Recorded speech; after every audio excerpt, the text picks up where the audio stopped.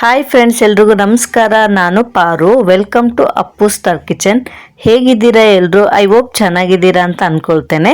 ಇವತ್ತಿನ ರೆಸಿಪಿ ಏನಪ್ಪಾ ಅಂದ್ರೆ, ಯಾವಾಗ್ಲೂ ನಾರ್ಮಲ್ ಕಬಾಬ್ ತಿಂದೇ ಇರ್ತೀರಾ, ಈ ರೀತಿ ಬೆಳ್ಳುಳ್ಳಿ ಕಬಾಬ್ನ ಹೇಗ್ ಮಾಡೋದು ಅಂತ ತಿಳಿಸ್ಕೊಡ್ತೇನೆ. ಈ ಮಳೆ ಬರುವಂತ ಟೈಮಲ್ಲಿ ಚಳಿಗೆ ಬಿಸಿ ಬಿಸಿಯಾದ ಬೆಳ್ಳುಳ್ಳಿ ಕಬಾಬ್ ತಿಂದ್ರೆ ಟೇಸ್ಟ್ ಏನಂತೀರಾ, ಅಷ್ಟು ಸಖತ್ತಾಗಿರುತ್ತೆ. ಈ ರೆಸಿಪಿನ ಹೇಗ್ ಮಾಡೋದು ಅಂತ ನಿಮಗೂ ಕೂಡ ತಿಳಿಸ್ಕೊಡ್ತೇನೆ. ಅದಕ್ಕೂ ಮುಂಚೆ ನನ್ನ ಚಾನಲ್ ಅನ್ನು ಹೊಸದಾಗಿ ನೋಡುತ್ತಿರುವವರು ದಯವಿಟ್ಟು ಸಬ್ಸ್ಕ್ರೈಬ್ ಮಾಡ್ಕೊಳ್ಳಿ. ಹಾಗೆ ಪಕ್ಕದಲ್ಲಿರುವಂಥ ಬೆಲ್ ಐಕನ್ ಪ್ರೆಸ್ ಮಾಡಿ. ಹೀಗೆ ಮಾಡೋದ್ರಿಂದ ನಾನು ಅಪ್ಲೋಡ್ ಮಾಡುವಂಥ ವಿಡಿಯೋಸ್ನ ನೀವು ನೋಡ್ಬೋದು.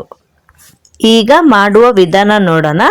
ನೋಡಿ, ಇಲ್ಲಿ ಮೊದಲಿಗೆ ಒಂದು ಮಿಕ್ಸಿ ಜಾರನ್ನು ತೆಗೆದುಕೊಂಡು ಅದಕ್ಕೆ ಒಂದು 10 ರಿಂದ 12 ಹೆಸರು ಬೆಳ್ಳುಳ್ಳಿನ ಹಾಕೊಳ್ತಾ ಇದ್ದೀನಿ.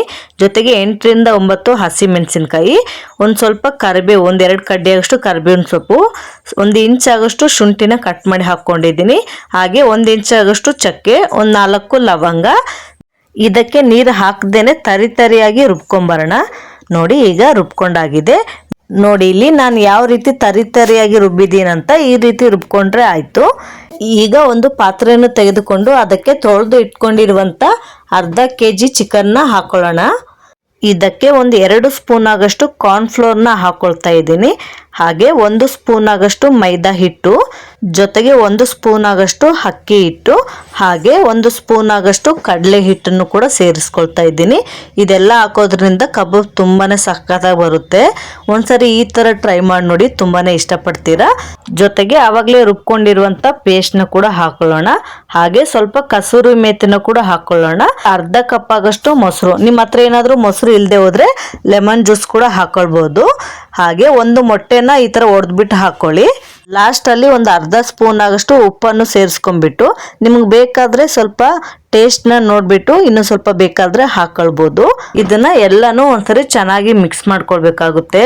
ಯಾಕಂದ್ರೆ ಎಲ್ಲ ಮಸಾಲೆನೂ ಚಿಕನ್ ಪೀಸ್ಗೆ ಚೆನ್ನಾಗಿ ಅಂಟ್ಕೊಂಡ್ರೆ ರುಚಿ ಇನ್ನೂ ಕೂಡ ಚೆನ್ನಾಗಿರುತ್ತೆ. ಹಾಗಾಗಿ ನೀಟಾಗಿ ಕಲ್ಸ್ಕೊಂಡ್ಬಿಡಿ.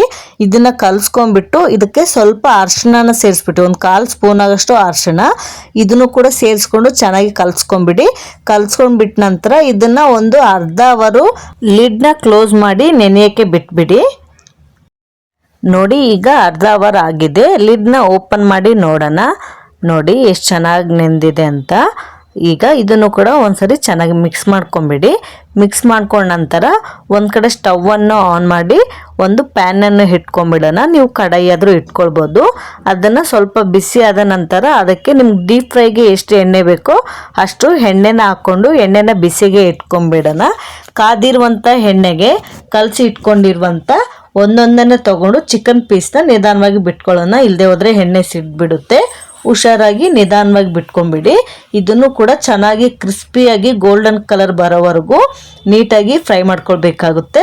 ಫ್ಲೇಮ್ನ ಮೀಡಿಯಮಲ್ಲಿ ಇಟ್ಟು ಫ್ರೈ ಮಾಡ್ಕೊಳ್ಬೇಕಾಗುತ್ತೆ. ಇಲ್ಲದೆ ಹೋದರೆ ಸೀದೋಗ್ಬಿಡುತ್ತೆ. ಒಳಗಡೆ ಸರಿಯಾಗಿ ಫ್ರೈ ಆಗಿರಲ್ಲ, ಮೇಲೆ ಮಾತ್ರ ಬೇಗನೆ ಕಪ್ಪಗಾಗ್ಬಿಡುತ್ತೆ. ಹಾಗಾಗಿ ಮೀಡಿಯಮಲ್ಲಿ ಇಟ್ಟು ಫ್ರೈ ಮಾಡಿಕೊಂಡ್ರೆ ತುಂಬಾನೇ ಸಾಫ್ಟಾಗಿ ಹಾಗೂ ಜ್ಯೂಸಿಯಾಗಿ ಕಬಾಬ್ ಸಖತ್ತಾಗಿ ಬರುತ್ತೆ.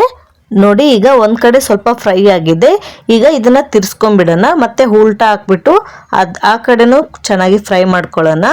ಈ ತರ ಮೇಲೆ ಕೆಳಗೆ ತಿರ್ಸ್ಕೊಳ್ತಾನೆ ಕ್ರಿಸ್ಪಿ ಆಗೋವರೆಗೂ ಚೆನ್ನಾಗಿ ಫ್ರೈ ಮಾಡ್ಕೊಳ್ಬೇಕಾಗುತ್ತೆ.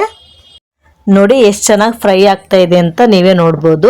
ಕಲರ್ ಕೂಡ ಅಷ್ಟೇ ಚೆನ್ನಾಗಿ ಬರ್ತಾ ಇದೆ. ಯಾವುದೇ ಫುಡ್ ಕಲರ್ ಯೂಸ್ ಮಾಡದೇ ಇದ್ರೂ ಕೂಡ ಕಲರ್ ತುಂಬಾನೇ ಚೆನ್ನಾಗಿ ಬರ್ತಾ ಇದೆ. ನೋಡಿ ಎಷ್ಟು ಚೆನ್ನಾಗಿ ಕಾಣಿಸ್ತಾ ಇದೆ ಅಲ್ವಾ.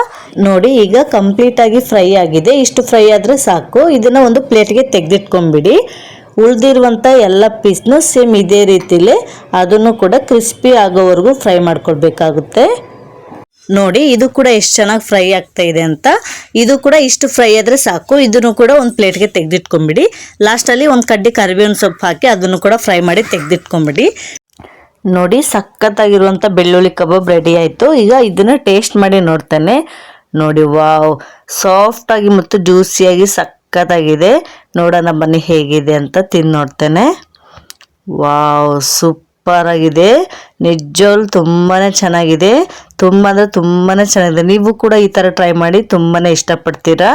ನೋಡಿ ಎಷ್ಟು ಚೆನ್ನಾಗಿ ಕಾಣಿಸ್ತಾ ಇದೆ ಅಂತ ನೀವೇ ನೋಡ್ಬೋದು. ನೋಡಿದ್ರೇ ಬಾಯಲ್ಲಿ ನೀರು ಬರ್ತಾ ಇದೆ, ಅಷ್ಟು ಸಖತ್ತಾಗಿದೆ. ಟೇಸ್ಟ್ ಅಂತೂ ಕೇಳಲೇಬೇಡಿ, ತುಂಬಾ ರುಚಿಯಾಗಿತ್ತು. ಹಾಗೆ ನೋಡಿದ್ರಲ್ವಾ, ಯಾವುದೇ ರೀತಿ ಹೊರಗಡೆಯಿಂದ ಕಬಾಬ್ ಪೌಡರ್ನ ಬಳಸದೆ ಮನೆಯಲ್ಲೇ ಇರುವಂಥ ಪದಾರ್ಥಗಳಿಂದ ರೆಡಿ ಮಾಡಿರುವಂಥ ಕಬಾಬ್ ಇದು. ತುಂಬಾ ಚೆನ್ನಾಗಿತ್ತು. ಹಾಗೆ ಈ ಥರ ಮನೆಯಲ್ಲೇ ಮಾಡ್ಕೊಳ್ಳೋದ್ರಿಂದ ಆರೋಗ್ಯಕ್ಕೂ ತುಂಬಾ ಒಳ್ಳೆಯದು ನೋಡಿ. ಹಾಗೆ ಮಸಾಲೆ ಕೂಡ ಯಾವುದೇ ರೀತಿ ಸಪ್ರೇಟ್ ಆಗಿಲ್ಲ. ಈ ಪ್ರೊಸೀಜರಲ್ಲಿ ಕಬಾಬ್ನ ರೆಡಿ ಮಾಡಿದರೆ ತುಂಬಾ ಚೆನ್ನಾಗಿ ಬರುತ್ತೆ. ನೀವು ಕೂಡ ಟ್ರೈ ಮಾಡಿ ನೋಡಿ, ನೀವು ಕೂಡ ಇಷ್ಟಪಡ್ತೀರಾ. ನೋಡಿದ್ರಲ್ವ ಫ್ರೆಂಡ್ಸ್, ಇವತ್ತಿನ ರೆಸಿಪಿ ಹೇಗಿತ್ತು ಅಂತ. ಈ ರೆಸಿಪಿ ನಿಮಗೆ ಇಷ್ಟ ಆಗಿದೆ ಅಂತ ಅಂದ್ಕೊಳ್ತೇನೆ. ಇಷ್ಟ ಆಗಿದ್ರೆ ಪ್ಲೀಸ್ ಲೈಕ್ ಮಾಡಿ, ಹಾಗೆ ಫ್ಯಾಮಿಲಿ ಫ್ರೆಂಡ್ಸ್ ಜೊತೆ ಶೇರ್ ಮಾಡಿ. ಈ ರೆಸಿಪಿನ ಖಂಡಿತವಾಗ್ಲೂ ನಿಮ್ಮ ಮನೇಲಿ ಟ್ರೈ ಮಾಡಿ, ಹೇಗೆ ಬಂತು ಅಂತ ಕಮೆಂಟಲ್ಲಿ ತಿಳಿಸಿ. ಹಾಗೆ ನನ್ನ ಚಾನಲನ್ನು ಸಬ್ಸ್ಕ್ರೈಬ್ ಮಾಡ್ಕೊಳ್ಳೋದನ್ನು ಮರಿಬೇಡಿ. Thank you for watching.